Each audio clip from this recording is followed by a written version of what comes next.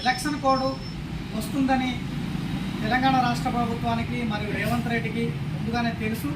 కావాలని సంక్షేమ పథకాలని ఏదైతే మన అవాయిడ్ చేయడం కోసము కావాలనే తెలంగాణ రాష్ట్ర ప్రభుత్వం ఏదైతే ప్రజాప్రభుత్వం అని చెప్పుకుంటున్న ప్రభుత్వం ఉందో దాన్ని ప్రజలకు సంక్షేమ పథకాలని దూరం చేయడం కోసమే కావాలని ఉద్దేశపూర్వకంగానే సాగదీస్తూ వచ్చి నేడు ఎమ్మెల్సీ ఎన్నికల కోడ్ అనంతరము పంచాయతీ ఎన్నికల కోడ్ ఇవన్నీ దృష్టిలో పెట్టుకొని కావాలనే ఈ కార్యక్రమం చేసినట్టుగా ఉంది.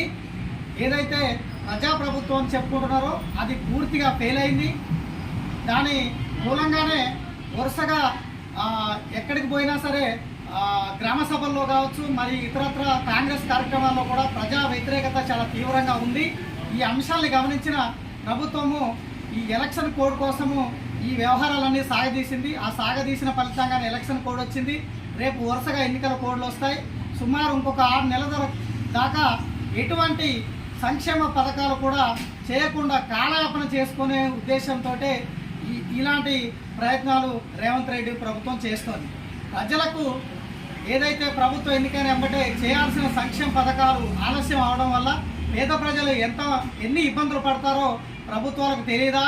ఇదంతా గత ప్రభుత్వం చేసిన తప్పులన్నింటినీ కూడా ఇప్పుడు ప్రజాప్రభుత్వం అని చెప్పుకుంటున్న కాంగ్రెస్ ప్రభుత్వం కూడా చేస్తుంది. దీనికి ఖచ్చితంగా ప్రజలు బుద్ధి చెబుతారు. స్థానిక సంస్థల ఎన్నికలలో ఖచ్చితంగా కాంగ్రెస్ని అధపాతాలోకి తొక్కేస్తారు.